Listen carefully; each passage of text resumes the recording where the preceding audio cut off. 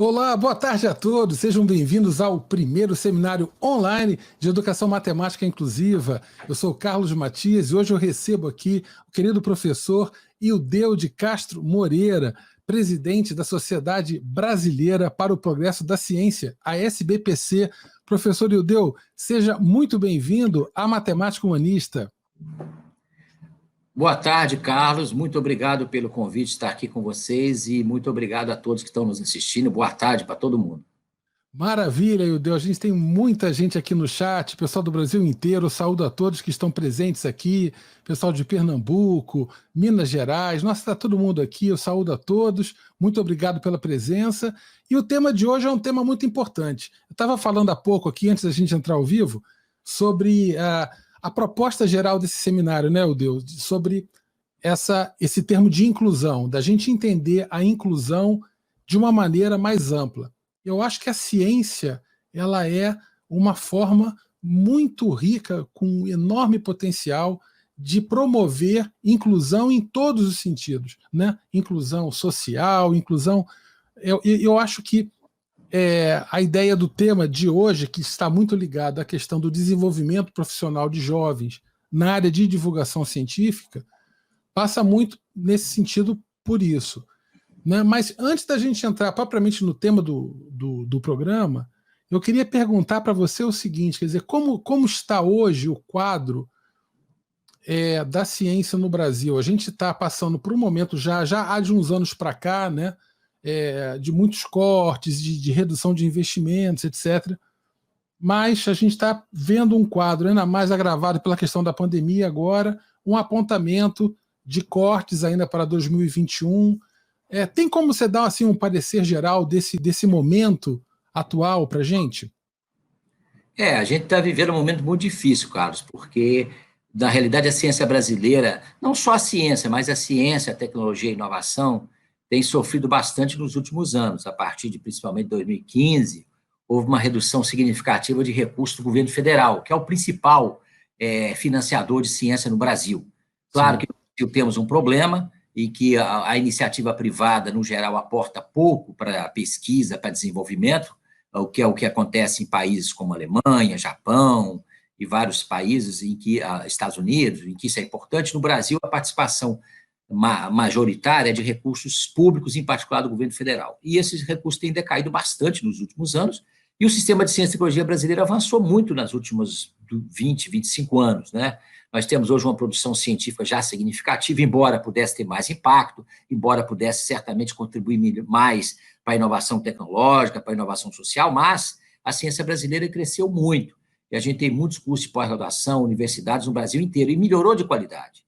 Só que nós estamos vivendo um processo de redução de recursos muito drástica nesses últimos anos, e para o ano que vem está desenhando mais ainda.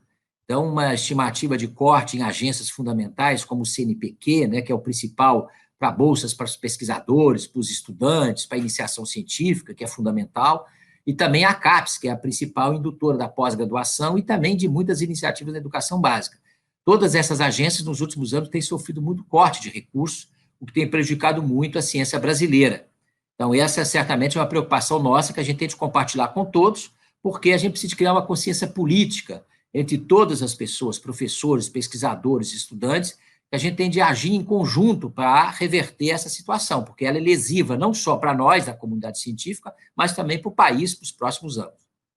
Sim, maravilha, é verdade, professor. E eu fico pensando nisso tudo, assim, às vezes assim, preocupado, porque mesmo nesse quadro de assim, severa contenção, né, e falta de investimento, eu vejo que ainda assim há alguns direcionamentos, quer dizer, dentro daquilo que será efetivamente possível de ser investido, há algumas restrições adicionais, por exemplo, em relação à questão das ciências humanas. Né? E aí eu vejo que, por exemplo, o que acontece hoje no Brasil com pandemia, a gente vê o que vem acontecendo na Amazônia, a gente vê o que vem acontecendo com os índios ficando doentes. Então, a gente vê que tem toda uma tecnologia, né, que envolve soberania nacional, etc.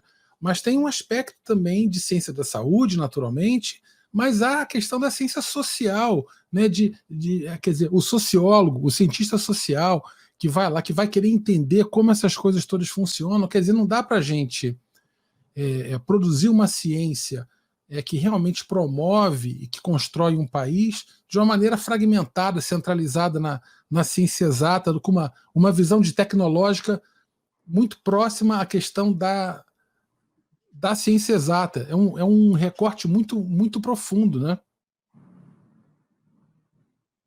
O Carlos, eu acho que você tem toda a razão.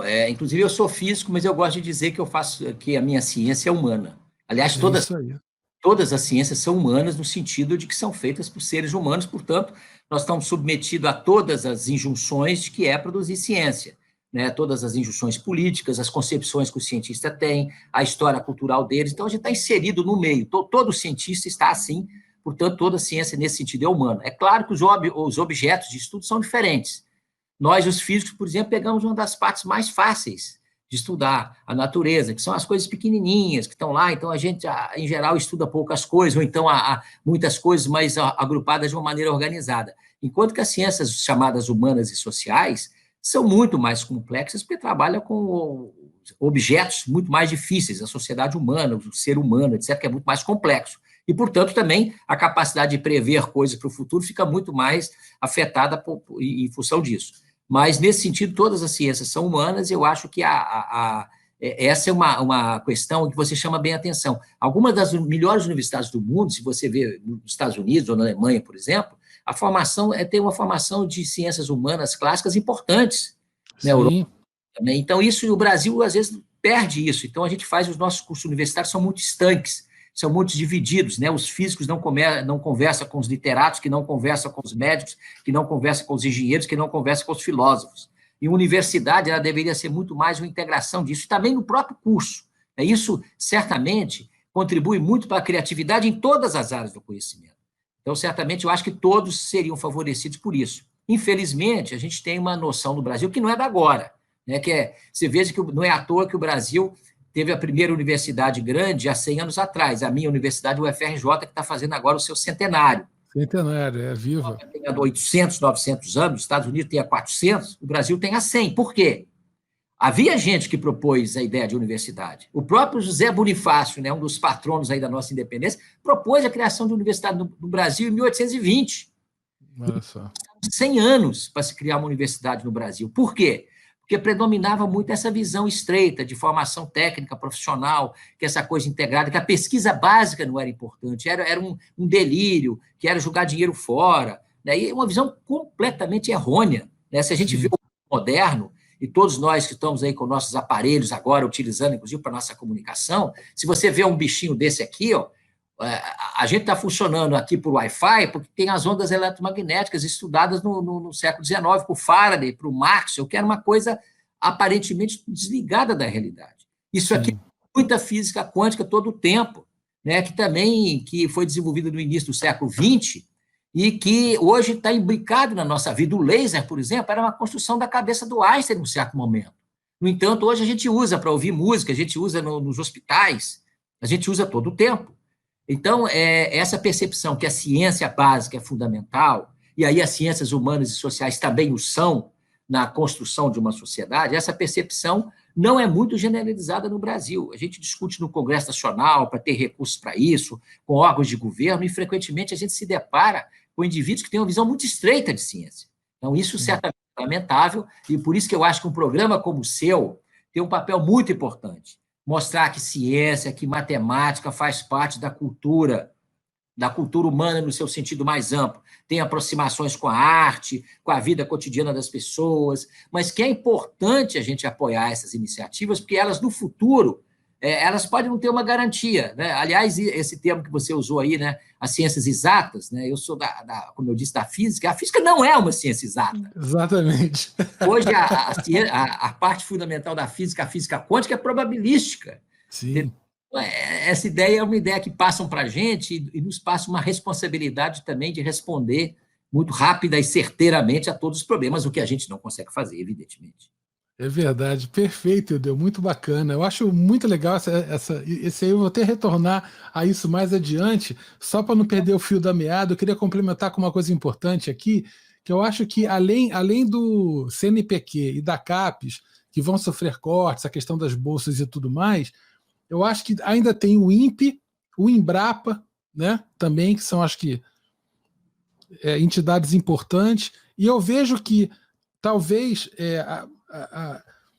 a gente deva reforçar, tem aquele chavão já conhecido de que em ciência não se tem gasto, se tem investimento. Esse é um slogan forte, né? E eu acho que é muito verdadeiro, sobretudo na Embrapa, então, no próprio INPE, quer dizer, o que é possível, as pesquisas, né, que foram feitas e que conseguem, às vezes, assim, promover economias de ordem elevadíssima no país, que são muito maiores do que aquele gasto, aquele investimento, vamos botar assim, que foi feito inicialmente. Quer dizer, eu não consigo entender nem, assim, eu entendo uma escolha, mas eu acho que o investimento em ciência e tecnologia, ele é um investimento inteligente, né? Você tem toda a razão, você deu o exemplo da Embrapa, né? Você vê que a Embrapa foi criada na década de 60, de 70, quer dizer, já tinha experiência no Brasil nessa área, mas criada na década de 70, o impacto hoje para a economia brasileira é gigantesco na agricultura tropical. O fato de você, hoje, o Brasil, né, ter uma das maiores produções de grãos do mundo, a partir do Cerrado, que era considerada uma área que não poderia ser adaptada para a agricultura adequadamente, né? Descontando aqui problemas ambientais, que a gente tem que ficar preocupado, obviamente, mas a ciência mostrou, né, que você tinha um potencial imenso. O último relatório da Embrapa que eu conheço, de 2019, 2018, sobre o investimento da Embrapa, diz que para cada real empregado em pesquisa na Embrapa, resultam 12 reais. Então, Nossa. é extremamente alto o retorno dele. Então, por isso que a gente diz que recurso para a ciência é investimento, não é gasto. A Embrapa é um exemplo claro, mas inúmeros outros. Se a gente for ver na própria universidade, você vê que hoje o Brasil tem a autossuficiência aí no petróleo, embora às vezes oscile um pouco, mas o Brasil, há décadas atrás, se considerava que não tinha petróleo. Os geólogos brasileiros mostraram primeiro que tinha, depois que era possível retirá-los, depois construíram empresas gigantescas com os engenheiros, a Petrobras, que tem a tecnologia mais avançada do mundo em retirar petróleo do fundo do mar. Você veja que o pré-sal não é da idade, certamente, das pessoas que estão nos assistindo, mas há 30 anos, 40 anos atrás, o termo pré-sal não existia. Sim. Os geólogos, os físicos, os técnicos da Petrobras, o pessoal das universidades, disseram, olha, tem petróleo numa camada no fundo do mar, abaixo do chamado do sal, né, de camadas, e é possível retirá-lo. E muita gente não acreditava nisso. E o investimento foi decisivo. Hoje, 55% do petróleo brasileiro sai dali. Então, imagina o que significa isso de bilhões de dólares por ano. A agricultura, demos o exemplo aqui também da Embrapa, das universidades públicas, tem processo desenvolvido, por exemplo, pela uma pesquisadora muito importante do Brasil, a Jona Dobereiner. Ela fez descobriu um processo de fixação de nitrogênio por bactérias em semente, por exemplo, no caso da soja, que economiza bilhões de dólares a cada ano de adubos nitrogenados, que inclusive poluem o meio ambiente. Então, isso o Brasil tem de retorno por ano bilhões de dólares por essa descoberta que foi feita num pequeno laboratório, com alguns estudantes de pós-graduação, com trabalho de anos dedicado, experimentos, etc., que o gasto com aquilo foi absolutamente ridículo diante da repercussão econômica. Né? Mas, às vezes, as pessoas querem uma repercussão imediata da pesquisa básica, e isso não acontece em lugar nenhum do mundo. Mas, no conjunto, não dá imediato, mas a curto e médio prazo, o impacto é gigantesco. Você pode ver o exemplo da China. Hoje, todos nós compramos produtos da China e agora, na pandemia, ficamos dependentes, inclusive, de muitos produtos provenientes da China. A China, em 1995, pouca gente sabe disso, tinha o mesmo PIB do Brasil, a mesma riqueza do Brasil, investia a mesma coisa que o Brasil em ciência e tecnologia. O que a China fez? Fez um plano de 40 anos para frente, começou a investir pesadamente na melhoria das universidades, em ciência básica, em inovação, empresas inovadoras, etc., etc. Hoje disputa com os Estados Unidos. Quer dizer, em ciência, e estão passando, a produção científica chinesa nos próximos anos vai ultrapassar dos Estados Unidos. E certamente ou seja, você mudou inclusive o polo de riqueza econômica e de ciência no mundo está mudando em função da ciência. E no Brasil, a Sim, gente tem uma visão estreita sobre isso. É lamentável. sim, verdade, verdade, Judeu.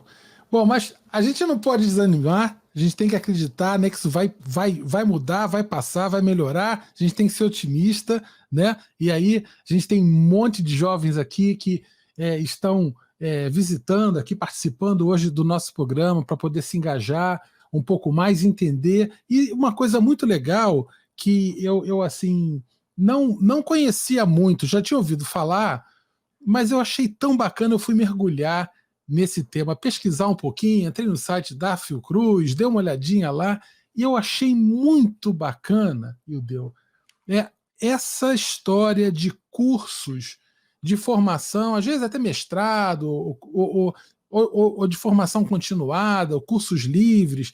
Eu vi vários exemplos de cursos, especialização, cursos à distância, presenciais também, tudo mais, na área de divulgação científica.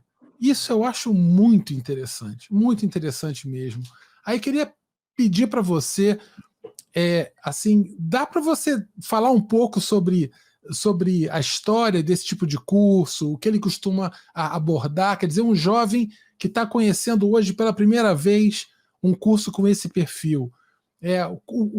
Como ele poderia entender que isso pode ser algo que tem valor para ele? Olha, esse é um ponto importante, né? Porque a área da divulgação científica, que tem vários nomes também, né? Às vezes tem popularização da ciência, nós temos o Instituto Nacional de Ciência e Tecnologia, que se chama Comunicação Pública da Ciência, que também é outra expressão, um pouco academicamente, um pouco mais elaborada. Mas você tem razão. Eu, por exemplo, atuei nessa área desde a década de 80, aqui no Rio de Janeiro, ajudando a criar a revista Ciência Hoje, depois a Ciência Hoje das Crianças, onde eu trabalhei muito tempo, o Espaço Ciência Viva, museus de ciência, etc. Sim. E desde aquela época, naquele momento, a gente não tinha nenhum curso de formação nisso, né? Todos nós éramos amadores, vindos da física, da biologia, de várias áreas, e dedicados e praticando divulgação científica, mas refletindo um pouco sobre ela. E depois, a partir da década de 90, começaram a surgir alguns cursos de pós-graduação em que tinha alguma formação que era possibilitada em cursos de física, em cursos de bioquímica, etc., como tem na UFRJ, se permitia ou se possibilitava que alunos fizessem teses nessa área da divulgação científica, né? E aí começaram a surgir os primeiros cursos. O primeiro que eu saiba de pós-graduação estrito sensu nessa área foi da Unicamp, o LabJOR, que é o Laboratório para a Formação de Jornalismo, mais especificamente para jornalismo científico, né, que é uma área importante. Sim. Então, houve sempre alguns cursos em escola de comunicação, em algumas pós-graduações, mas a coisa um pouco picotada. De uns 20 anos para cá, esses cursos aumentaram. Por exemplo, eu participo de uma iniciativa na Fiocruz, criamos um Lato Sensu, um curso de especialização em divulgação científica e da saúde, lá na Fiocruz, que continua funcionando. Depois, há uns anos atrás, criamos um mestrado diretamente, estrito sensu, sobre divulgação em ciências e saúde, lá na Fiocruz, que a UFRJ participa, e outras instituições como o Museu de Astronomia participam, o Jardim Botânico participa. Então, a gente tem tido muitos alunos todo ano e temos formado bastante gente nessa área, mas ainda muito pouco. Né? Um sonho que a gente tem, que começa a se desenhar algumas universidades, como é o caso da UFMG, e a gente quer ver isso na UFRJ também, é que todo aluno da universidade, de graduação de qualquer área, possa ter cursos optativos de divulgação científica. Eu não gosto de obrigar as pessoas a fazer cada vez mais cadeiras nas universidades, que eu acho que é um sistema que eu acho que não funciona. Mas todo aluno de uma universidade, seja ele filósofo, seja ele advogado, seja ele engenheiro, médico, físico, geólogo, etc., seria importante ele ter um curso de comunicação da ciência, daquilo que ele faz, né? Ele ter a oportunidade de aprender, de fazer, de usar as redes sociais, de treinar, porque faz parte a ciência é uma atividade humana, coletiva, e é importante que a gente compartilhe aquilo que a gente produz com as pessoas, porque, afinal de contas, é a sociedade que nos mantém, ou grande parte da pesquisa brasileira vem do recurso público que vem da população. Então, a gente tem a ação social, moral e política de dar retorno a isso. Então, só para dizer para você, as pessoas que estão interessadas em fazer curso de divulgação científica, ou mestrado, ou fazer iniciativas, existem já no Brasil, e começa a se espalhar por alguns estados um pouco mais, mas ainda muito centrado no Rio e São Paulo, mas já existem cursos de pós-graduação instituídos, formais, que já estão formando gente nas áreas de divulgação científica, seja para museu de ciência, seja para o jornalismo, seja para trabalho nas redes sociais, seja para fazer uma pesquisa mais histórica, de percepção pública da ciência, o que seja. Maravilha, muito interessante isso. Até queria colocar na tela aqui para o pessoal que está assistindo, Ildeu, aqui um QR Code. Quem tiver com celular, ó que beleza, é só apontar para esse QR Code, vai chegar direto no portal de cursos lá da Fiocruz. A esses cursos que o professor Ildeu falou agora, já vai visualizar lá direto. Tem cursos muito interessantes, inclusive alguns à distância. Tem um lá para professores, em parceria com o CCERJ. Então, dá uma visitada lá no site, dá uma olhadinha, só escaneia com o celular nesse QR Code, vai chegar direto lá no site do portal de cursos da Fiocruz. Muito bacana. E eu também penso aqui em chamar para um próximo programa a Luísa Massarani para falar com a gente um pouco no sentido da divulgação científica especificamente voltada para crianças. Eu sei que elas têm um material, um livro que ela escreveu sobre isso, e eu acho muito bacana, acho que ia ser uma oportunidade incrível de divulgar um trabalho lindo desse.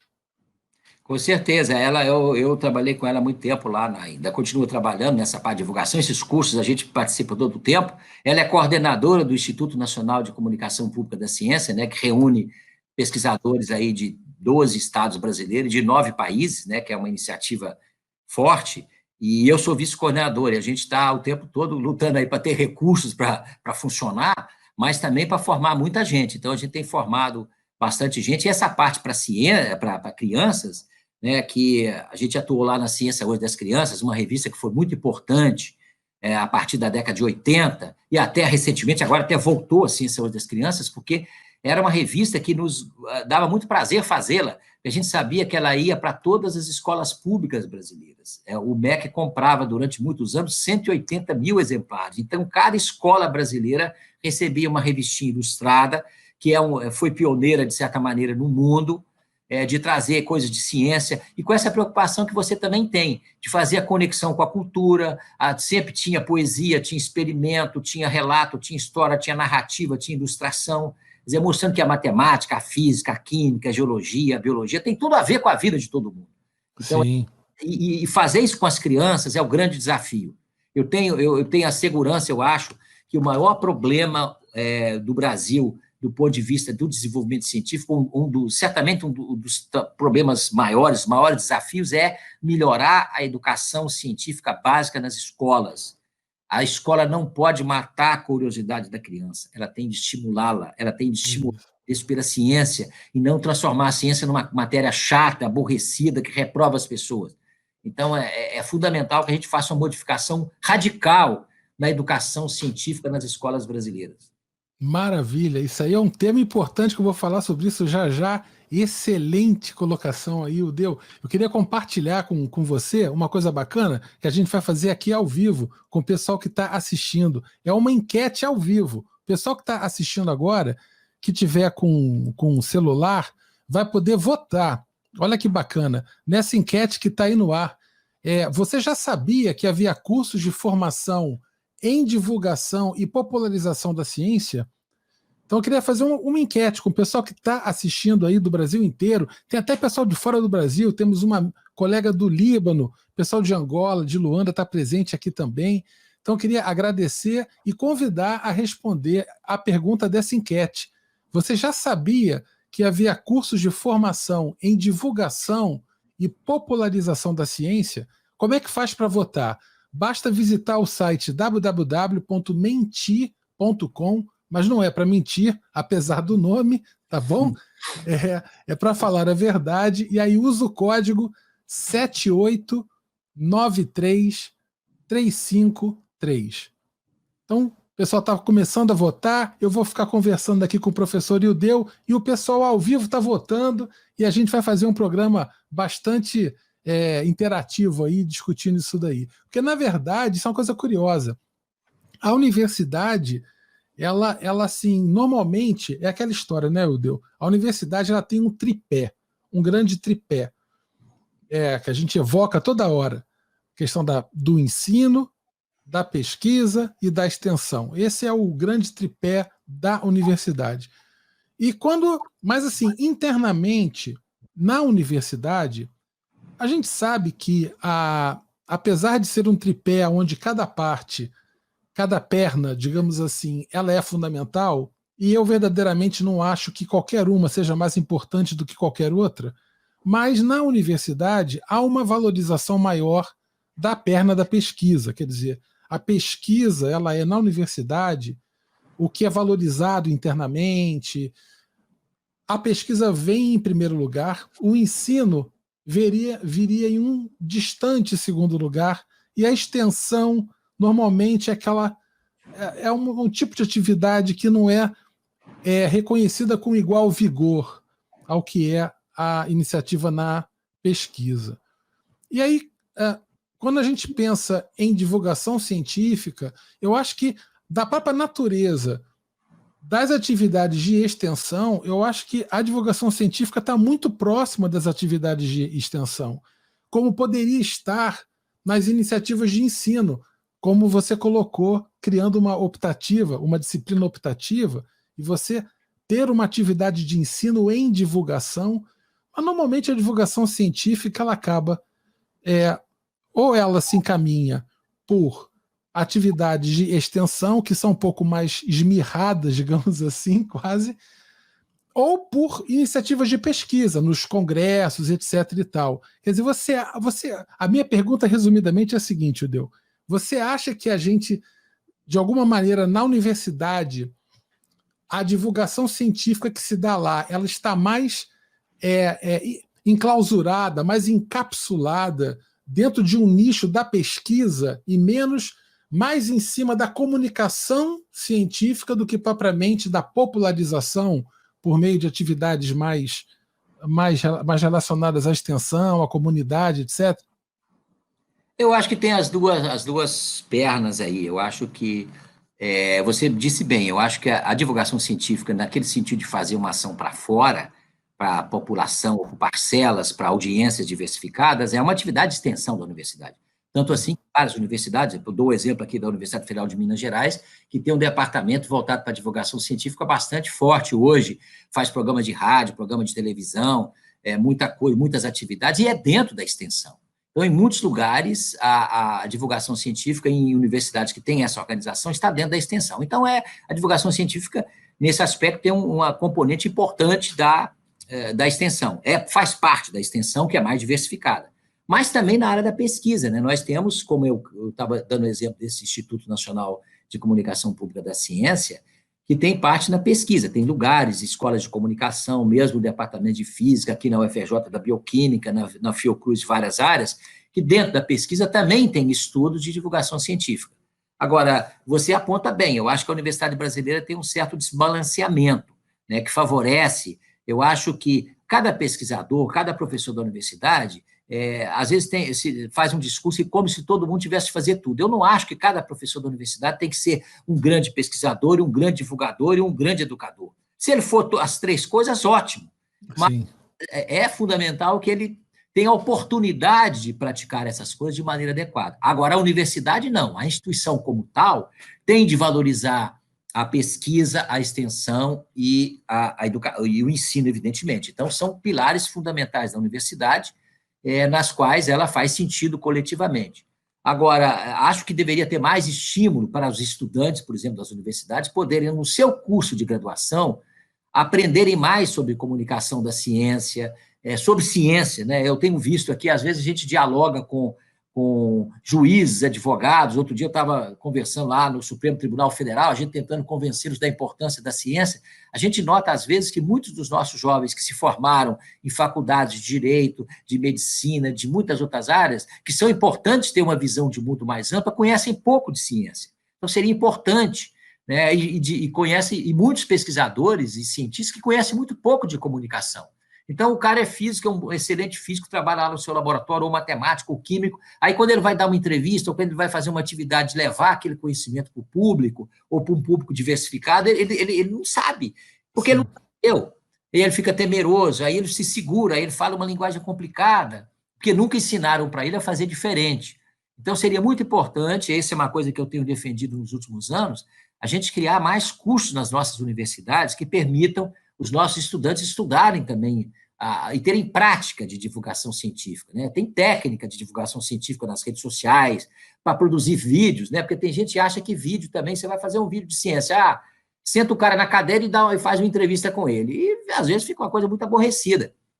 Se você vê, por exemplo, a BBC, né, que é um dos canais de televisão mais avançados do mundo, a expertise que eles têm em produzir filmes, documentários de ciência é espantosa, são coisas que prende você durante muito tempo, né? Então, a gente tem de aprender a fazer. Agora, aprender precisa de esforço, precisa de formação, precisa de dedicação, e eu acho que as universidades brasileiras deveriam se abrir mais para isso.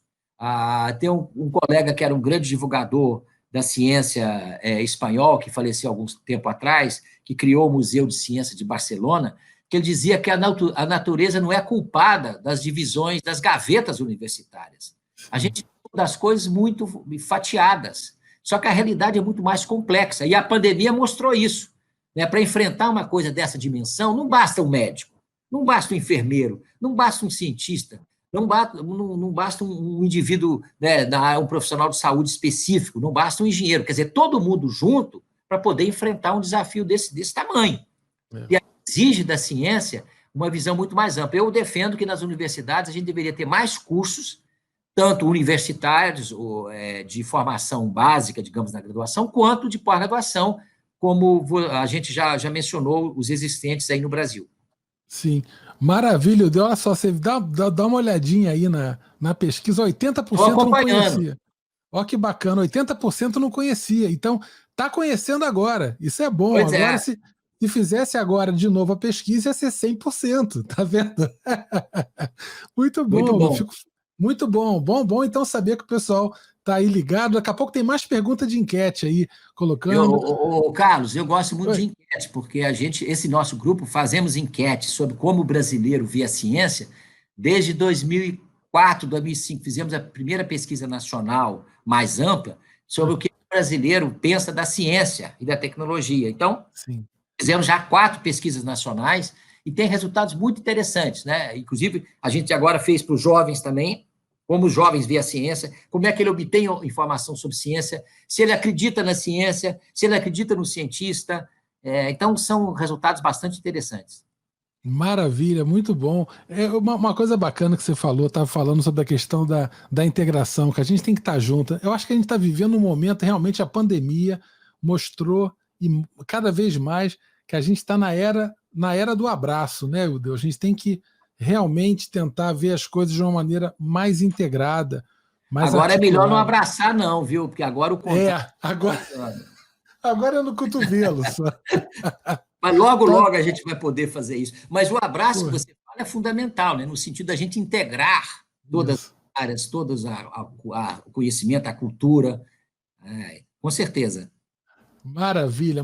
Talvez a gente tenha, Carlos, fazendo uma ilação aí, uma especulação, né? Eu acho que na Idade Média, uma das coisas que mexeu muito com a Europa na Idade Média foram aquelas grandes epidemias, né? Da peste, por exemplo, né? Que chacoalharam a Europa, criaram modificações sociais muito grandes. Profunda. E, de certa maneira, prenunciaram o avanço da tecnologia, da medicina, e depois chegou aos descobrimentos, que as pessoas também queriam buscar outras terras mais interessantes para viver. Então, eu acho que o renascimento, de certa maneira, ele deve muito também a todas as crises que a Europa viveu na Idade Média. Então, uma esperança é que essa nossa crise mundial que estamos vivendo, a gente possa sair, a humanidade possa sair mais sábia, né, mais avançada, menos egoísta e mais respeitadora também da natureza e dos outros seres humanos. Sim, verdade. O termo humanista que você tem aí vem daí, né? Sim, certamente, exatamente, verdade. Você falou de Idade Média, então, já falando em Idade Média, eu queria perguntar uma coisa para você. Quer dizer, a gente está vivendo um momento atual que eu diria que a gente está falando de divulgação científica, né? E eu vejo que nós estamos, em um certo sentido, vivendo um movimento amplo de divulgação anticientífica. Na verdade, de negacionismo, até deliberado, de utilização de fake news, assim, sendo organizados, movimentos organizados com fim político, até de enviesar o senso comum. E eu acho que a comunidade acadêmica ela deve se aproximar da divulgação científica por meio de uma boa estratégia de comunicação. Isso é algo fundamental nas mídias sociais também, até por uma questão de sobrevivência, porque, como você mesmo disse, quer dizer, são recursos públicos que efetivamente financiam a maior parte dos cientistas e das instituições científicas no Brasil. Então, quer dizer, vai ficar muito difícil negociar uma política de investimento em ciência no Brasil se a gente não tiver um apoio da população, uma população sensível à importância da ciência. Quer dizer, então, a minha pergunta quer dizer, talvez não apenas entre aspas, um mero ato de resistência, né, à questão da divulgação científica, mas, sobretudo, de sobrevivência. Quer dizer, a ciência precisa ser muito proativa agora no Brasil, em termos de ganhar um espaço, porque a sensação que eu tenho é que foi quase que deflagrado um ataque cultural à ciência e à educação no Brasil. E ela não tem regras. E eu fico muito pensando nisso. Assim, as pessoas que não seguem regras, elas têm uma liberdade maior para poder agir, porque vale tudo, não tem regra, né? E as comunidades científicas têm as suas estruturas, né? As suas normas, têm uma estrutura normativa significativa que a torna, por vezes, um pouco mais lenta e tudo mais. Eu queria, quer dizer, isso faz sentido isso que eu estou colocando aqui, Eudeu? Eu queria te ouvir só um pouco sobre isso. Eu acho que faz todo sentido. Você veja que esse movimento também é um movimento que não é só no Brasil, né? A gente está vivendo um momento, e essas coisas aparecem, às vezes, ciclicamente na história da humanidade. Quer dizer, houve momentos em que também você teve uma reação ao conhecimento bastante forte, e teve reações que às vezes era por ignorância, muitas vezes alguns desses são por interesses econômicos. Você veja que, por exemplo, todo o movimento que existe nos Estados Unidos, em particular, muito forte, contra a questão de entender que as mudanças climáticas podem ter origem na ação humana, é financiado por grandes empresas que querem continuar explorando. Então, a gente também pode ser ingênuo. É claro que tem razões, às vezes, ideológicas, às vezes, razões de formação inadequada, e por isso que eu acho que a questão da gente formar as pessoas desde a educação básica, com a educação científica adequada, isso é muito importante, porque isso vai desconstruir muitas visões errôneas no futuro sobre a ciência. Porque, às vezes também os cientistas e nós mesmos temos, às vezes, um pouco de culpa nessa história, porque a gente vende a ideia, e, às vezes, a mídia explora isso, exagera isso, de que a ciência vai achar uma solução logo, que a ciência, e vai resolver, porque a ciência vai resolver logo e dá o dinheiro que resolve. E não é bem assim, a gente sabe que a coisa é mais complexa, né? É uma construção não trivial. O enfrentamento dessa pandemia é um exemplo claro, não se sabia muito pouco sobre esse coronavírus, embora pudesse ter havido pesquisa anterior e que não houve. O Brasil também foi pego de calça curta, porque os nossos laboratórios, nos últimos anos, estão sem dinheiro. O SUS estava desmontando. Então, a gente foi pego numa situação muito difícil, mas está se recuperando. Eu não tenho dúvida que a ciência vai buscar a solução, vai encontrar a solução para isso. Agora, não é imediata, pode demorar. E as soluções também não são perfeitas e maravilhosas para todo mundo no mesmo tempo. É um processo, né? Agora, essas ondas de negacionismo que você menciona, nesse momento, elas estão fortes no mundo inteiro. Você veja até nos Estados Unidos, né? Ontem, não sei se você chegou a ver, mas o editorial da principal revista científica do mundo, a revista Science, que tem mais de 100 anos, né, da poderosa associação lá americana para o progresso da ciência, a Science tem um editorial dizendo: o presidente mente sobre ciência. É um editorial muito duro, elencando tudo aquilo que o Trump falou, em contrário a evidências claras, né, que eles têm. Não é uma coisa partidária nem ideológica, mas simplesmente uma constatação. Então, é muito importante isso que você diz. É fundamental que a ciência também, os cientistas, a comunidade científica, passe a comunicar mais, passe a interagir mais com a população, prestar mais conta do que faz, mostrar, inclusive, as limitações também, porque a gente também não pode mostrar que nós somos maravilhosos, me dá o dinheiro aí e deixa comigo que eu sei fazer. Não é assim. Eu acho que esse processo de construção... Agora, eu estava mencionando as enquetes que a gente tem feito mostram que 70% dos brasileiros valorizam muito a ciência e tecnologia, esse é um número alto, maior, inclusive, do que na Europa em vários momentos, e que deve ter recursos para isso. O que acontece é que, às vezes, você tem minorias mais estridentes e muito fortes também. Eu não tenho dúvida, Carlos, na hora que tiver uma vacina eficiente contra o novo coronavírus, a grande maioria dos brasileiros vai lá tomar a vacina, vai se vacinar e vai levar seus filhos, como já aconteceu em N outras doenças no Brasil. Você veja que a própria chamada revolta da vacina, em 1904, né, com Oswaldo Cruz, naquele momento, a boa parte das pessoas ficaram contrário à vacinação, que era obrigatória, e que tinha outros elementos também aqui no Rio de Janeiro, complicadores, mas uma parte da população do Rio se revoltou contra uma vacinação obrigatória, porque não entendia direito por que era aquilo, tinha medo, tinha também muitas correntes, como tem hoje, ignorantes, e que tem com interesses miúdos na história, e uma parte da população se revoltou. Só que, no ano seguinte, quando a epidemia foi contida e foi fazer a vacinação, 95% dos cariocas foram se vacinar. E continua o Brasil, agora decaiu nos últimos anos, mas como perceberam que aquilo era a sobrevivência deles, dos seus filhos. É claro que toda vacina tem algum problema, o ser humano é extremamente complexo, as reações dos indivíduos não são previsíveis, você pode ter casos aqui ou acolá, mas o que importa do ponto de vista da saúde pública coletiva é que a vacina, por exemplo, por causa da Covid-19, vai ser essencial, inclusive para... né, e outras virão, não tenho dúvida que outras virão. Maravilha, maravilha. Obrigado, Deu. Eu queria te fazer uma outra pergunta em relação agora, pensando um pouco mais na questão da divulgação da ciência, em relação a algumas iniciativas que a gente tem no Brasil de larga escala. Porque quando a gente fala assim, divulgar ciência, esse é um binômio, divulgar ciência é algo bastante interessante, porque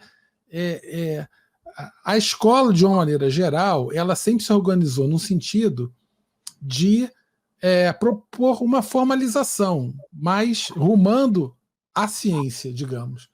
E a popularização, de um certo ponto de vista, propõe, eu não vou dizer um caminho oposto, porque não é bem isso, mas quando você fala em popularizar a ciência, você fala em tentar se aproximar, em tentar traduzir um conhecimento formal, tentar desformalizar e tornar palatável, tentar adaptar.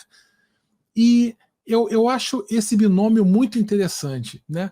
E assim, eu penso que o meio acadêmico ele sempre foi muito competente no sentido da formalização. E essa questão da desformalização é um pouco mais desafiadora, eu acho que para o meio acadêmico de um modo geral.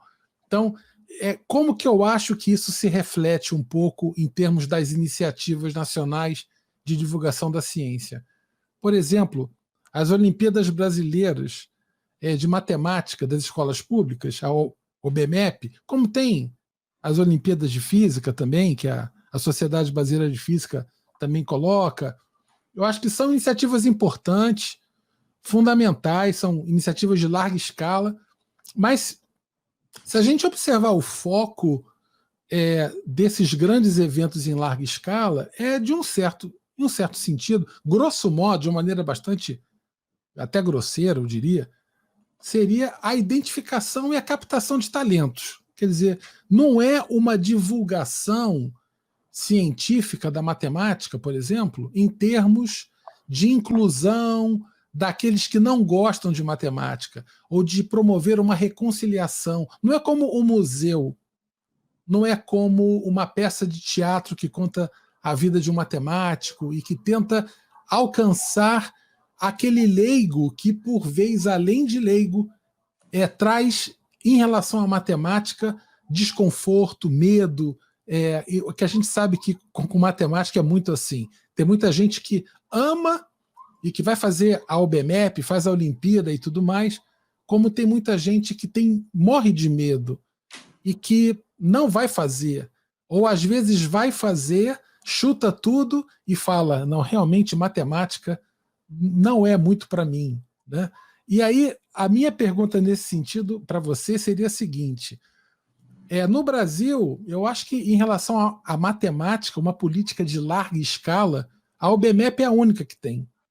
Eu diria, agora, não só na matemática, mas em outras ciências, você conhece alguma outra iniciativa em larga escala, que pode ser em outros países, tá? Em qualquer país, não importa, mas cujo foco seja esse leigo, não seja captar o expoente ou identificar o expoente, mas promover uma inclusão base do leigo, que de repente nem sabe ainda que é bom, que está conhecendo, que está se aproximando da ciência, da matemática pela primeira vez?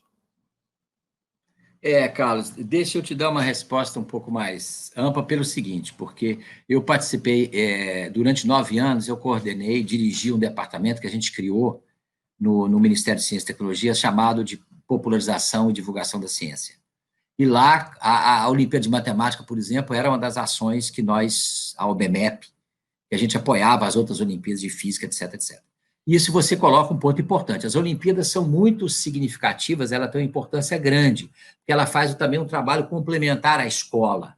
Ela coloca desafios, que é muito... Ela tem essa componente que você aponta aí.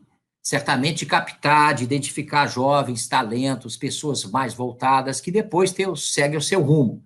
O exemplo claro aí está aí né, o nosso prêmio Medalha Fields de matemática, né? E que é um garoto que veio de Olimpíada de Matemática. Então, você, que era um garoto do Leblon, interessado, mas ganhou medalha na Olimpíada, aí ficou mobilizado e foi praticar matemática e se destacou e se transformou num grande matemático, né? Então, essa é uma iniciativa... as Olimpíadas têm esse papel também. Elas colocam um desafio para os jovens. Mas uma preocupação que você tem e que é justa, que a gente tem discutido muito com o pessoal que faz Olimpíadas, eu particularmente em vários momentos fui muito crítico à Olimpíada da Física, que era muito quase um teste estendido daquilo que a escola já fazia, então não tinha aquela aproximação com mais gente, né? Não fazia esse trabalho. Mas as Olimpíadas têm mudado. A Olimpíada de Matemática da Escola Pública, por exemplo, é uma das Olimpíadas mais inteligentes do mundo. Ela atinge hoje 18 milhões de jovens, tem questões muito interessantes, né, que são boladas exatamente para o aluno que teve dificuldade, desigualdade de formação, e é também uma coisa que pouca gente presta atenção, que é um fator de inclusão social, né, de matemática inclusiva. Né? Eu participo das cerimônias de entrega das medalhas da Olimpíada Brasileira de Matemática, desde a primeira, participei de 4. Então, era um prazer ver aquela molecada do Brasil inteiro, né, do interior de Minas, lá da minha cidade, por exemplo, lá de Capela Nova, do interior de Minas, lá, né, ver a menina lá da roça, que eu fui lá conhecer os pais dela, vim no Rio de Janeiro, no Teatro Municipal, receber a 3ª medalha de ouro. Isso é uma coisa, né, a Isabela, um trabalho, quer dizer, isso é uma conquista também para os pais, para os professores. Então, tem esse muito importante. Né, tem de captar talento, tem de promover a inclusão social, apresentar desafio para os jovens, dizer que eles podem fazer diferente. Você veja que tem uma cidade lá no interior do Piauí, né, Cocal dos Alves, né, que é a cidadezinha pequena, que tem muitos medalhistas. Então, muitos daqueles medalhistas hoje já são estudantes universitários. Então, a cidade mudou em função da valorização da matemática. Agora, você aponta claramente, são iniciativas que estão muito mais ligadas ao universo escolar. Agora, para a gente atingir as pessoas de outras maneiras, o mundo tem outras iniciativas. O Brasil tem menos tradição, que é, por exemplo, os museus de ciência, os planetários, que são espaços físicos localizados. Para você ter ideia, o Brasil tem da ordem de, eu acho que uns 40 planetários fixos. Tem alguns outros dezenas de imóveis. A Índia tem 10 vezes mais. Os Estados Unidos tem pelo menos 50 vezes mais. Né? Então, é importante, o Brasil tem uma deficiência desses espaços. Quando eu estava no Ministério, a gente criou um programa chamado Ciência Móvel, que começou a espalhar caminhões, micro-ônibus, vans aí de ciência pelo Brasil. Então, hoje, eu acho que existe a ordem de 35 veículos que vão pelo interior, evidentemente, agora, na época da pandemia, estão parados, né? Infelizmente, mas que vão levando ciência de uma maneira mais solta. É isso que você chama de uma divulgação mais informal, que é muito importante. Né? Aproximar da ciência daquilo que as pessoas fazem, discutir a ciência da cozinha, a ciência do campo, do céu, fazer atividades à noite com astrônomos. A astronomia também é sempre um ponto de fascinação muito grande. E outras iniciativas também nos meios de comunicação. Né? Infelizmente, o Brasil, a mídia brasileira, a televisão, por exemplo, favorece pouco isso, que ao contrário de outros países, tem pouquíssimos programas de divulgação científica e muito poucos inteligentes. Quando tem algum, é lá no sábado, às 6, 7 horas da manhã, como tinha o Globo Ciência, e também eram programas mais limitados. Mesmo os canais públicos, com algumas raras exceções, como eu já mencionei aqui da UFMG, mesmo os canais universitários e canais públicos deveriam ter muito mais programa de divulgação científica.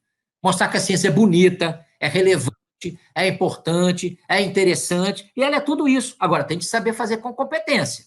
Não adianta chegar lá e fazer um programa chato, blá, blá, blá, blá, blá, blá, lá no quadro. Não é isso, não é repetir o que se faz, às vezes, na escola. Né? Então, eu participei também de uma criação interessante, que agora eu acho que ela deveria ser renovada, que foi, nós criamos lá em 2004, quando eu entrei no Ministério, a Semana Nacional de Ciência e Tecnologia, né, que já atinge mais de 1.000 municípios brasileiros. Então, a gente foi crescendo, todo mês de outubro, uma semana de atividade nas praças, nas ruas. Aqui no Rio de Janeiro, por exemplo, a gente colocava tendas no centro da cidade, na Cinelândia, no Aterro do Flamengo, em Madureira, em Campo Grande, em Pedra de Guaratiba, em Niterói, e no Brasil inteiro. Eu participei de centenas de atividades em todos os estados brasileiros. Fantástico. No Acre, na Rondônia, na Roraima. Fizemos muitas atividades em praças públicas, mostrando que assim, e toda vez, olha, eu posso te dizer com segurança, toda vez que a gente foi encontrar qualquer parcela da população de maneira solta, de maneira apresentando as coisas, mesmo pessoas analfabetas no interior, se mobilizam, olham para o céu, começam a ficar, mas que diabo, como é que funciona o corpo humano, o que é isso, e o remédio, e como é que funciona um objeto, e traziam muitas vezes questões que a gente não sabia responder. E o que é muito bonito, você conversar com um pescador analfabeto no interior do país, ele te trazer uma questão de física que você não sabe responder, porque é assim, né? E a natureza é fascinante, as pessoas têm capacidade de olhar para o mundo. Agora, a gente não pode, a formalização não pode impedir as pessoas de aprender mais. Por isso a divulgação científica é tão importante, né, em todos os setores. Agora, infelizmente, como você mencionou, a gente padece nesse momento de corte de recursos e a área de divulgação científica mais ainda. Pra você ter ideia, quando eu estava no Ministério, nós fizemos editais para museus de ciência, na época, de 20 milhões de reais dessa ordem, para as Olimpíadas, também dessa ordem, para feiras de ciência também, que a gente estimulou as feiras de ciência, que são outro instrumento importante, criar alguns museus de ciência que no Brasil foram criados, agora estão fechando alguns deles. São Paulo fechou o Estação Ciência da USP, da Universidade de São Paulo, que era um museu de ciência importante. E vários outros estão fechando por falta de recursos. Então, isso é uma coisa lamentável. Quando a gente devia estar expandindo, você falou, a gente mencionou aqui o exemplo da China. A China tem, desde o ano 2000, há 20 anos, um programa nacional de popularização da ciência, que foi aprovada pelo parlamento chinês por unanimidade. Bem, se bem que na China muitas coisas são aprovadas por unanimidade. Eu não estou defendendo entendeu, o estilo lá de governo, mas eles aprovaram um Plano Nacional de Popularização da Ciência que diz que todas as universidades, os sindicatos, as Forças Armadas, as universidades, as escolas têm de praticar divulgação científica. E aí depois a gente se admira que você vai na rua, aqui no Rio de Janeiro você vai no Saara, em São Paulo você vai certamente em outras ruas, e a maioria dos produtos é chinês. Por quê? Será que é coincidência? Será que eles são mais capazes do que a gente? Será que há 50 anos atrás a China estava na frente da gente? Não estava, estava atrás. Por que agora a gente compra os produtos deles? Por que agora eles estão disputando com os Estados Unidos? Porque eles investiram pesadamente em ciência, tecnologia, educação de maneira sistemática durante décadas. Isso fez a diferença. E nós, aqui não caiu a ficha ainda. É verdade. E o Deu tem aqui uns comentários muito bacanas que eu vou compartilhar com você. O pessoal está adorando, está com a bola toda aqui, com a bola cheia com o pessoal. O Pedro está colocando o seguinte, ó, as Olimpíadas também cumprem o papel de aproximar o mundo universitário e da pesquisa do meio escolar. Essas iniciativas aliadas às demais são nossas aliadas contra o obscurantismo. Assina embaixo, Pedro. É isso aí. Perfeito. Muito bom. E o Pedro ainda complementa com uma outra pergunta, que é a seguinte: o senhor acredita que há algum impacto da filosofia positivista formalista nessa fragmentação dos campos de conhecimento e que essa filosofia gerou danos à evolução da filosofia e história da ciência? Eu acho que sim, eu acho que a gente tem no Brasil em particular, essa presença do positivismo, que foi importante no século XIX, era até uma filosofia avançada que trouxe a ciência, a técnica para a coisa pública na França, mas que no Brasil ganhou tons muito estreitos e até religiosos às vezes, né, e que às vezes, por exemplo, foi contra a criação de universidades no Brasil. Muitos positivistas achavam que as escolas técnicas eram suficientes. Então, essa visão positivista ainda está presente. Recentemente, agora, a SPPC e a Academia Brasileira de Ciências, a gente debatendo no Ministério de Ciência, Tecnologia e Inovação, porque estabeleceram portarias em que a pesquisa básica, a nosso ver, e as ciências humanas e sociais eram desvalorizadas, nós ficamos lá insistindo que não pode definir as bolsas do CNPq apenas para áreas estratégicas tecnológicas. Elas são fundamentais para a pesquisa básica, para ciências humanas e sociais. No entanto, a gente ainda vê predominar essas visões em determinados setores da administração pública brasileira e mesmo, às vezes, de gestores de outros órgãos. Então, essa filosofia estreita, é danosa, e prejudica também a própria história e filosofia da ciência, porque afasta dos cientistas dos laboratórios. Então, é fundamental também que os cientistas humanos, das ciências humanas e sociais, se aproximem mais, porque, às vezes, também ficam fazendo críticas genéricas à ciência sem estar lá discutindo com a gente como é que ela funciona. Então, é fundamental isso aí. integrar mais. É isso aí, Eudeu. Manda brasa. Vontade de dar um abraço, rapaz. Vontade de te dar um abraço. Quando essa pandemia acabar, vou te dar um abraço para te agradecer aí pela sua fala. Ó, tem um pouquinho mais de enquete aí. Olha que legal. Abrindo uma nova fala aí da enquete hoje, que é a seguinte: ó, eu tenho acesso a conteúdos voltados à popularização da ciência com maior frequência em feiras e museus, aulas na escola ou na universidade, na internet, YouTube, sites, em congressos científicos, em revistas periódicas. Eu quero que vocês ordenem, vocês vão poder ordenar, quem está com o celular na mão, basta ir nesse site www.menti.com, usa o código 7893353, e aí eu quero que vocês digam o seguinte: o acesso que vocês têm a conteúdos voltados à popularização da ciência em maior frequência estão onde? Na internet, nas revistas e periódicos, nas feiras e museus, nas aulas na universidade, em congressos. Então vamos votando aí, o pessoal já está botando. É botar em ordem. Em primeiro lugar, onde você tem maior acesso. E assim vai. Eu queria só... Carlos, depois eu vou querer esses dados aí, se você puder me passar, porque claro que sim. Os dados das nossas enquetes aqui, vai ser importante. Muito legal, claro que sim, pode deixar, eu vou... Em tempo é ao vivo isso daí, professor, o pessoal está votando, isso é muito legal.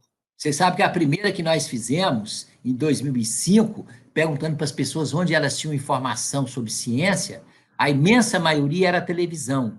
Em segundo lugar, muito abaixo, tinha alguns livros e revistas. E a internet estava lá embaixo. Hoje inverteu. Olha. Né? Um produto que veio da ciência e tecnologia, a internet, mudou o mundo.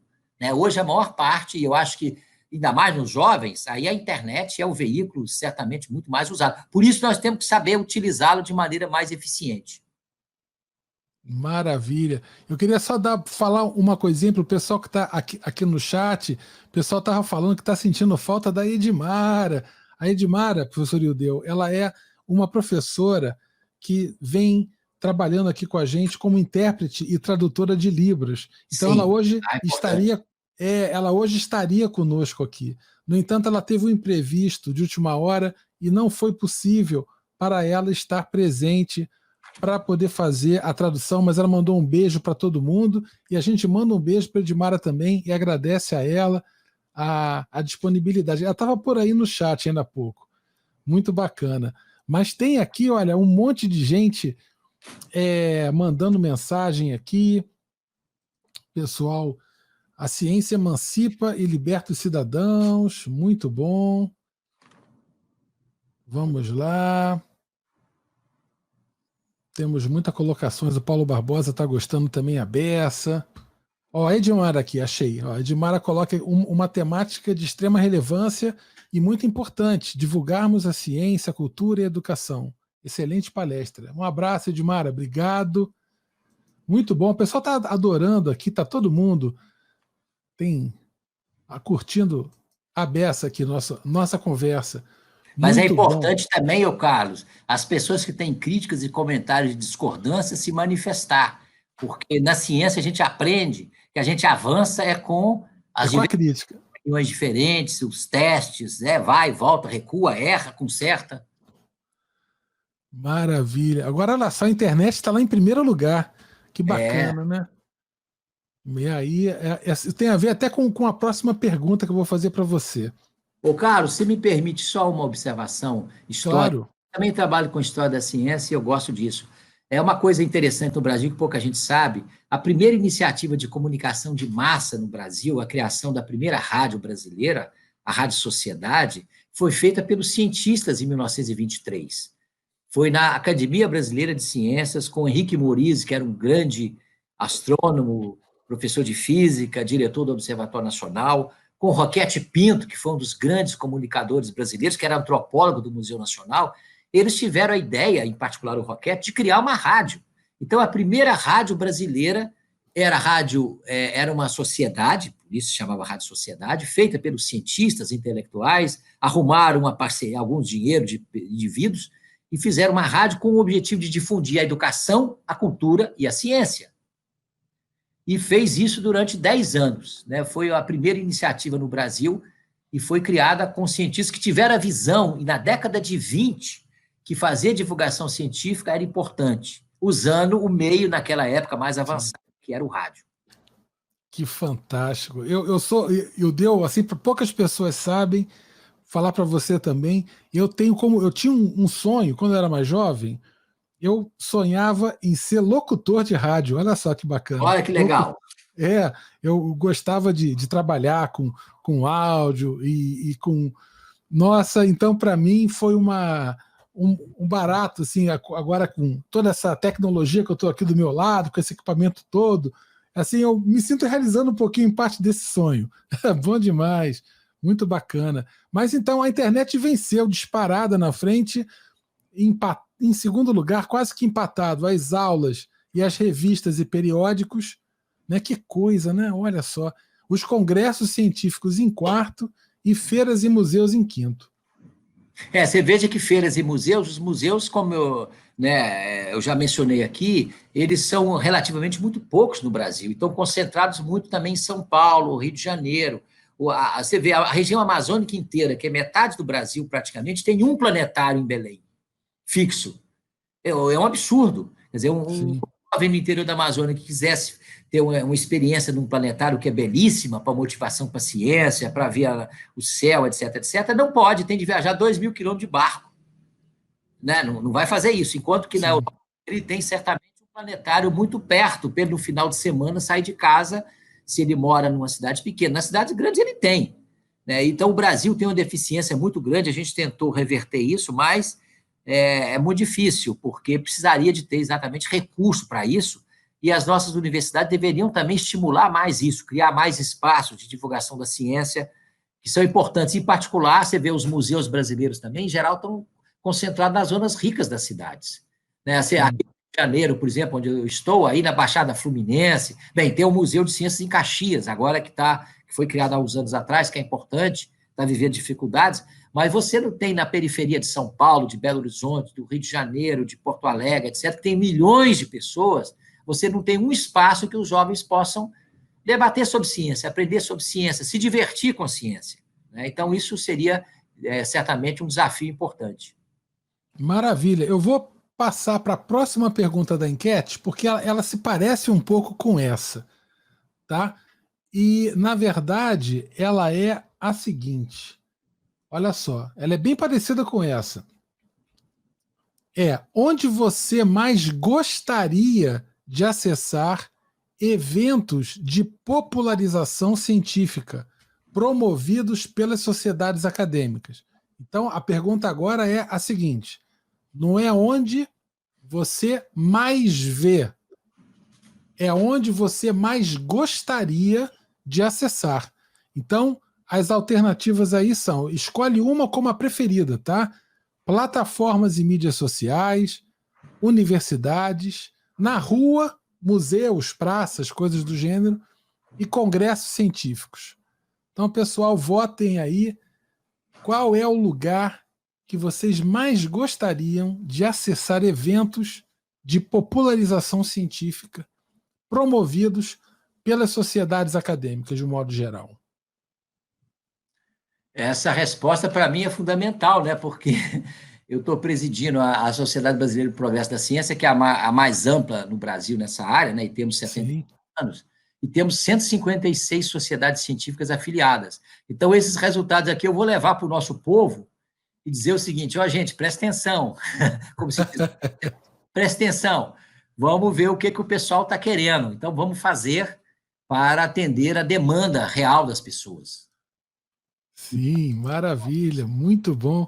Eu até queria colocar aqui, até falar aqui divulgar rapidamente aqui E quem que você votaria aí, Carlos, nessa aí? eu colocaria museus e praças, também na rua. Tá. Eu vou colocar aqui, para mim, por exemplo, eu ir na rua, numa praça, e ver uma iniciativa falando de ciência no meio de uma praça, eu ia chorar. Você nunca viu? Não, já vi, mas assim, mas eu digo, eu sinto muita falta desse tipo de iniciativa, sabe? Você sabe que isso aí me fez chorar algumas vezes, porque a gente, em 1982, criamos no Rio de Janeiro o Espaço Ciência Viva, com o Sim, Maurice Bazin, e fizemos muitas atividades. Olha o que a gente fazia. Hoje, impossível. A gente apagava as luzes da Praça Sáenz Penha, na Tijuca, apagava as luzes do Largo do Machado, no Rio de Janeiro, botava lá 20 telescópios, e no domingo à noite, no horário do Fantástico da Rede Globo, que mobilizava muita gente, a gente tinha o prazer de ter lá 2.000, 3.000 pessoas na fila para olhar para o céu. que fantástico. Muitas atividades desse tipo, levar microscópio para a favela, para mostrar como é que era a água que o pessoal bebia. Fizemos muitas dessas, o Espaço Ciência Viva foi uma atividade muito interessante. E a Semana Nacional de Ciência e Tecnologia tinha essa pretensão também, né? Ainda tem, mas ela está muito chapa branca nesse momento, e Sim. eu acho que tem que tomar cuidado para essas iniciativas de governo não se transformarem apenas em roda de, digamos assim, linha de transmissão do que as instituições públicas oficiais fazem. É importante que todo mundo participe. Então, a Semana de Ciência e Tecnologia, a ideia era exatamente isso: ocupar praças, ruas, a comunidade acadêmica ir para a rua e dizer para as pessoas: olha o que nós estamos fazendo, olha que coisas bonitas, olha que coisas importantes podem afetar a vida de vocês. Então, essa era a ideia. Fantástico, muito bacana. Eu queria compartilhar aqui na tela, colocar aqui uma coisa bacana que está acontecendo aqui. Eu vou até adiantar um pouco, aqui botar o carro na frente dos bois, que é a 72ª reunião anual da SBPC. Está em curso agora, tem um primeiro ciclo agora em setembro, vai ter outro em outubro, outro em novembro e em dezembro também. E tem iniciativas bacanas, muito legais, envolvendo ciência para jovens e famílias, tem iniciativas bacanas. Então, pessoal que quiser conhecer, acessar mais informações sobre essa reunião anual da SBPC, visita com o celular, dá uma olhadinha nesse QR Code interessante lá também para o pessoal participar. Conheçam a SBPC. Eu vou colocar aqui o site também. Pessoal estudante, vale a pena participar, se associar, participar desse movimento. Isso é muito importante. Tá aqui o site, isso é um outro QR Code, é o site da SBPC. Então, o pessoal que quiser conhecer, muito bacana. Tem muitas coisas bacanas acontecendo lá. muitas coisas bacanas mesmo. Eu vou até compartilhar aqui algo bem legal, deixa eu botar aqui para não ficar na frente, que é é o segundo prêmio Carolina Bore de Ciência e Mulher, assim, Meninas na Ciência, é um prêmio que está em curso, tem um edital, as inscrições estão abertas até o dia 31 de outubro, muito bacana, tá aqui, ó, Meninas na Ciência, vou colocar aqui, esse é o QR Code, quem quiser dar uma olhadinha lá, nesse daí acho que é as próprias instituições que fazem as inscrições, mas divulgando, isso aí é muito importante divulgar essas iniciativas tão legais da SBPC, que o Ildeu aí preside. Maravilha. Maravilha. Então vamos lá. Ildeu, Carlos, eu só queria observar o seguinte, ótimo aí a nossa reunião anual, como você mencionou, as pessoas podem ver a programação, tem muita atividade legal, e todo sábado a gente está fazendo a SBPC Jovem Família, com muito desafio, com hackathon, com muito vídeo, com debate, com experimentos para fazer em casa, em todas as áreas do conhecimento. Agora, é muito importante que os jovens universitários aí das diversas áreas, ou mesmo do ensino médio, se juntem às suas sociedades, às suas áreas. Os físicos na Sociedade Brasileira de Física, os matemáticos na Sociedade de Matemática ou de Educação Matemática, os geólogos na geologia, os biólogos, os botânicos, os zoólogos, porque é muito importante a gente estar junto e discutindo, porque a gente, né, na antropologia, na filosofia, né, porque a gente aprende junto com os outros e a gente também começa a atuar de uma maneira mais organizada para enfrentar as dificuldades que são comuns a todo mundo. maravilha. Muito, muito bacana. Deixa eu compartilhar. Tem aqui algumas colocações no chat que eu vou colocar para o pessoal. Tem aqui o Cássio Jordano, grande abraço ao Cássio, falando assim: meus alunos de uma escola pública paulista foram classificados para a fase final da Olimpíada Internacional Matemática Sem Fronteira, em Bangkok, mas não conseguimos recursos para a viagem. Olha só. Né?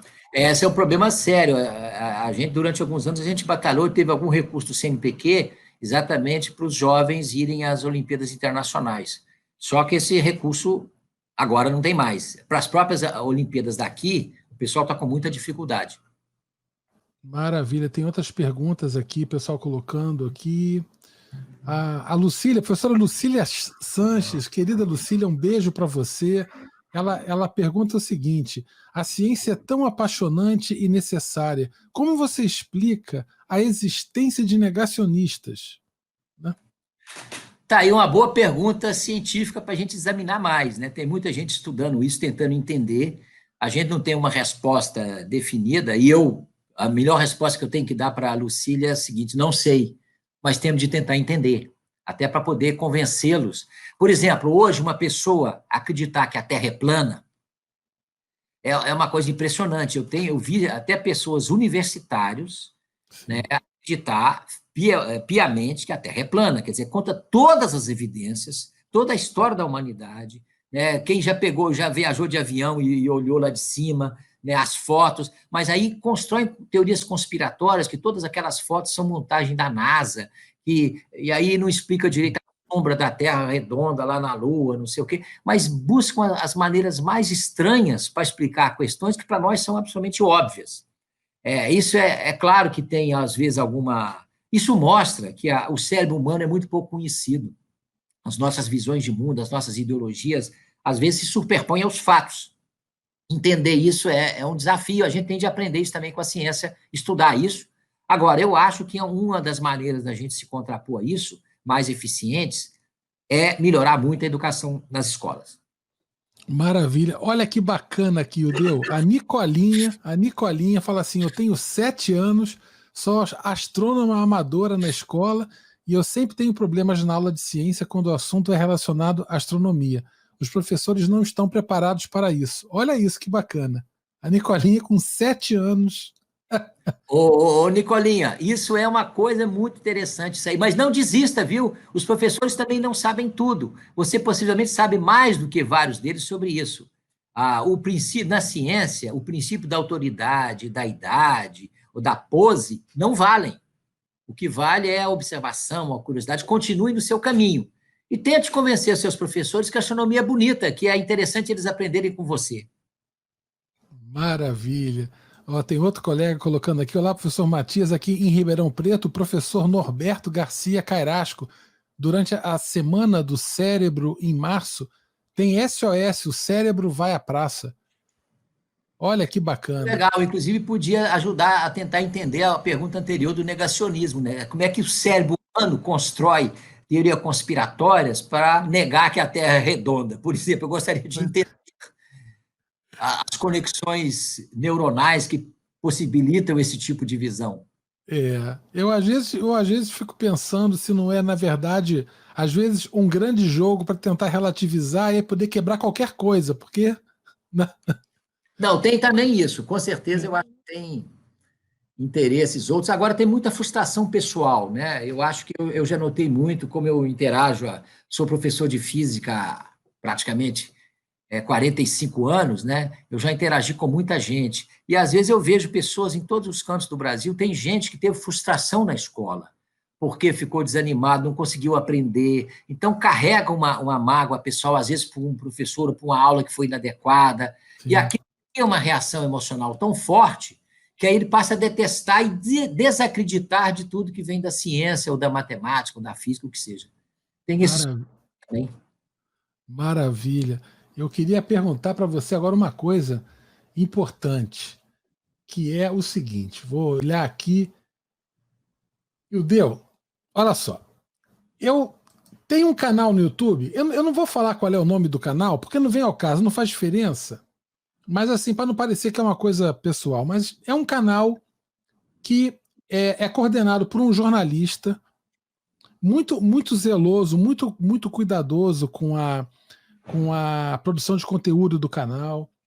E é um canal no YouTube destinado a, assim, ele apresenta vídeos com recreações, mas sempre tematizadas envolvendo ciência, tematizadas pelas ciências. Então como é que faz uma tinta invisível que você joga na camisa da pessoa, aí depois de um tempo ela some. O que acontece quando você pega um Mentos e coloca dentro de uma garrafa de Coca-Cola, e aí a Coca-Cola vai lá no espaço de tanto açúcar que tem ali e tal. Então ele promove vídeos nesse tipo, assim, muito simples, muito sobre situações que não são sempre situações de fenômenos físicos, formais, etc. Mas o canal tem 14 milhões de inscritos, Ildeu. 14 milhões. E eu surfei pelo canal dele e eu vi um vídeo em que ele falava sobre como é feita uma goma de mascar. Olha isso, ele foi numa fábrica de goma de mascar e ele visita cada etapa da goma lá da fábrica, ele mostra as substâncias, como que essas substâncias são misturadas, mostra a questão da umidade, o controle de temperatura para aquilo não grudar, como é feito o recheio, as estratégias, todo o processo. E aí fala de umidade, fala de várias grandezas interessantes, assim, físicas, etc. Esse vídeo tem 12 milhões de visualizações. Aí, olha só. Então, por que eu estou falando isso com você? O meu filho, eu acho que a primeira vez que ele demonstrou um interesse maior por ciência formalmente foi vendo um vídeo desse canal. Olha só que interessante.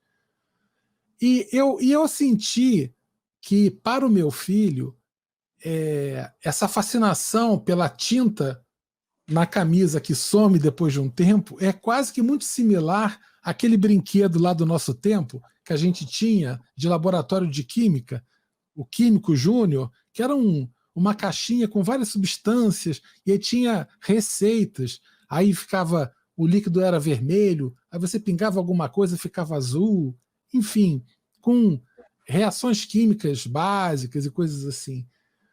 E eu fico vendo que esse é um aspecto assim positivo dessas iniciativas de entretenimento que são relacionadas com a ciência.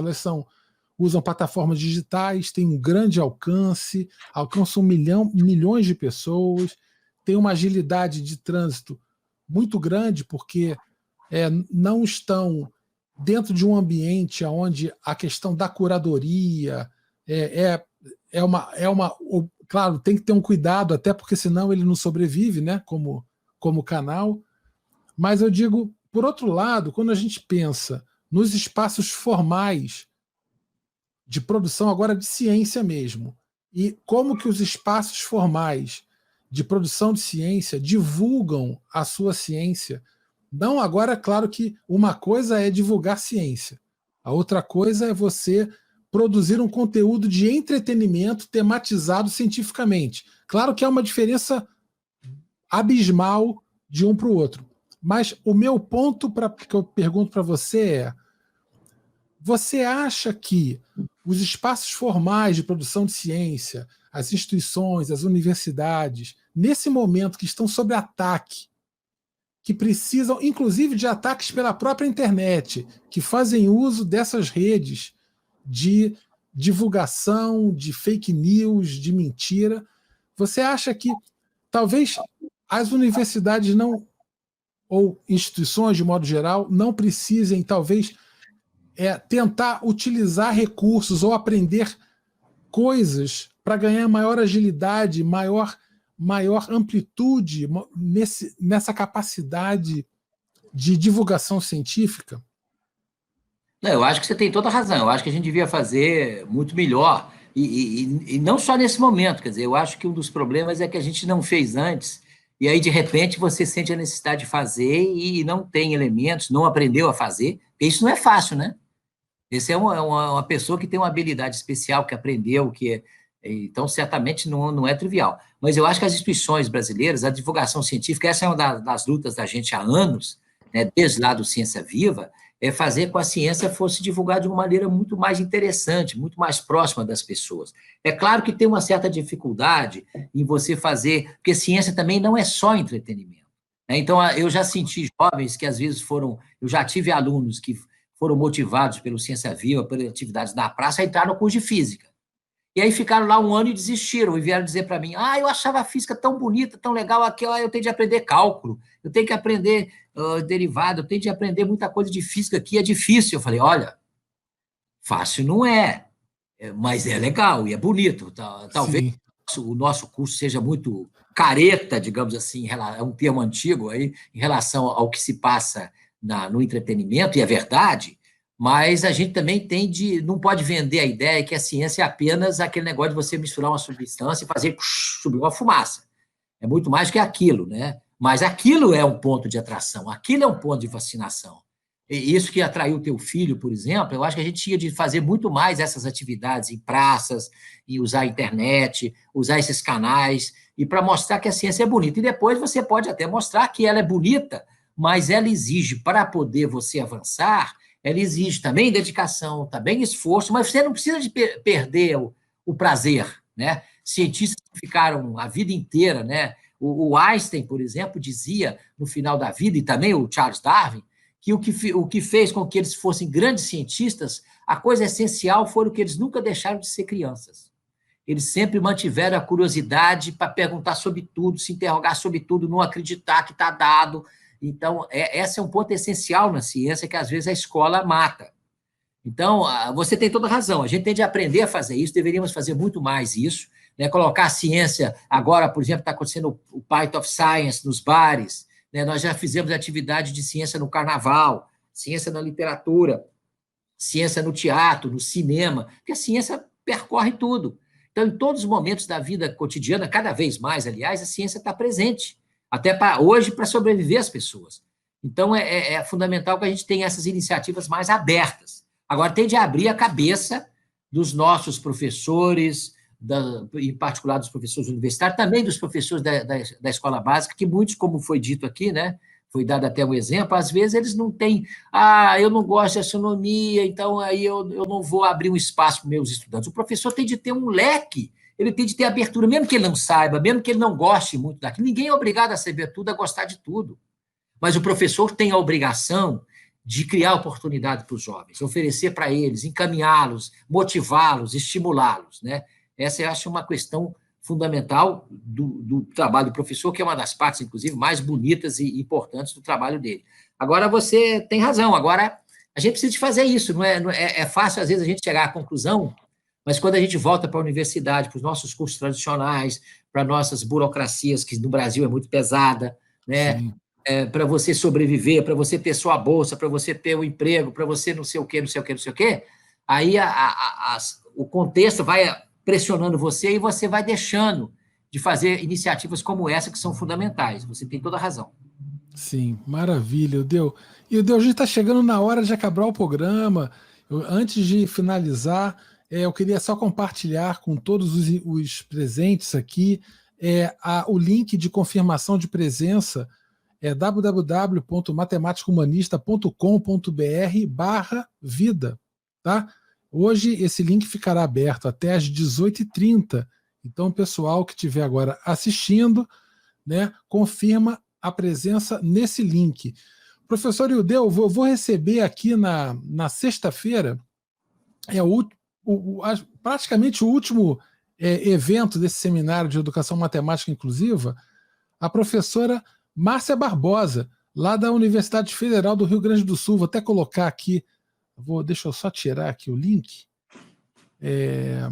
para poder aparecer, pedir licença ao professor, só para poder compartilhar. Está aí a imagem. A professora Márcia Barbosa, a gente vai conversar sobre gênero e diversidade na comunidade científica, quer dizer, é uma inclusão agora em outros termos, tá bom? E no dia 29, a palestra de encerramento com a professora Maria Tereza Mantoan. A gente vai conversar sobre a BNCC e a construção de currículos à luz da inclusão escolar. A professora Maria Tereza Mantoan é craque em inclusão escolar e ela vai fazer o encerramento do evento. Uma coisa bacana, que é uma novidade que eu queria compartilhar aqui rapidamente, é que esse evento vai dar certificado também.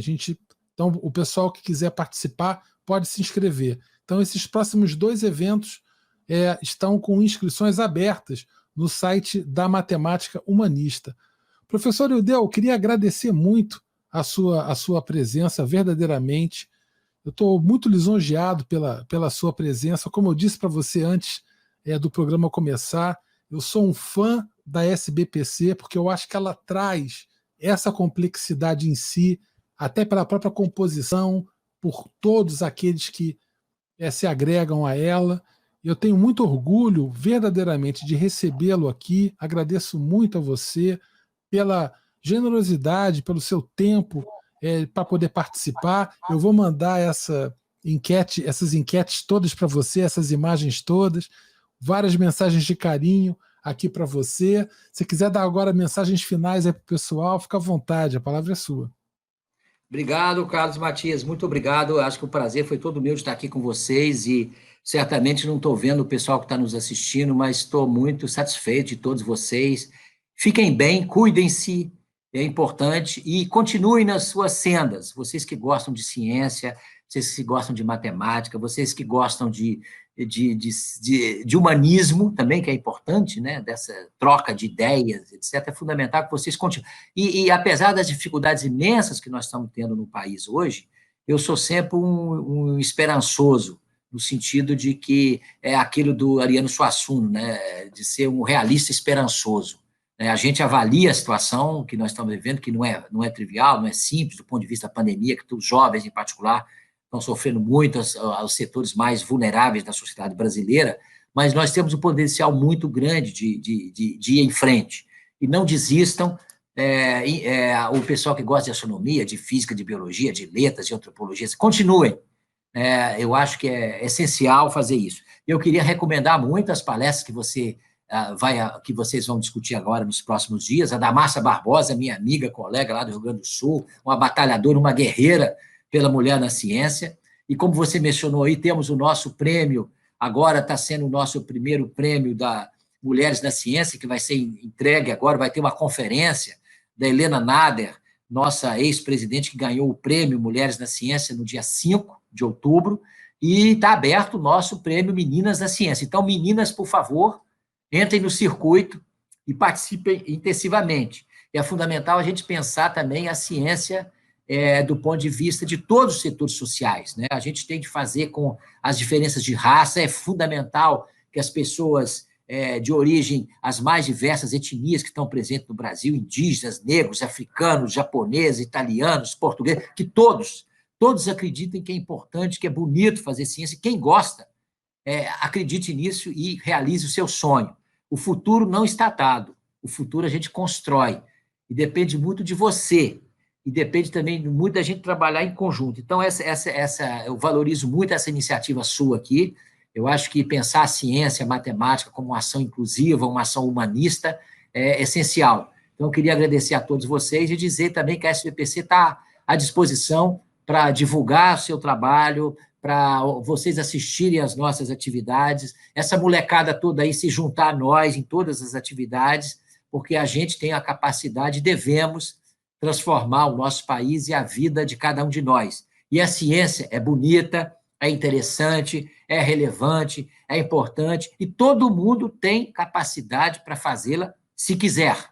Né? Para isso, precisa de vontade e interesse. Muito obrigado a todos, boa tarde, e fiquem todo mundo bem. Muito obrigado pelo carinho, professor Ildeus, seja sempre muito bem-vindo, e a todos que estão no chat, até a sexta-feira, com mais um evento aí do seminário, último evento do Seminário de Educação Matemática Inclusiva, aqui da Matemática Humanista. Um grande abraço a todos e uma boa tarde. Valeu, pessoal. Até logo. Tchau.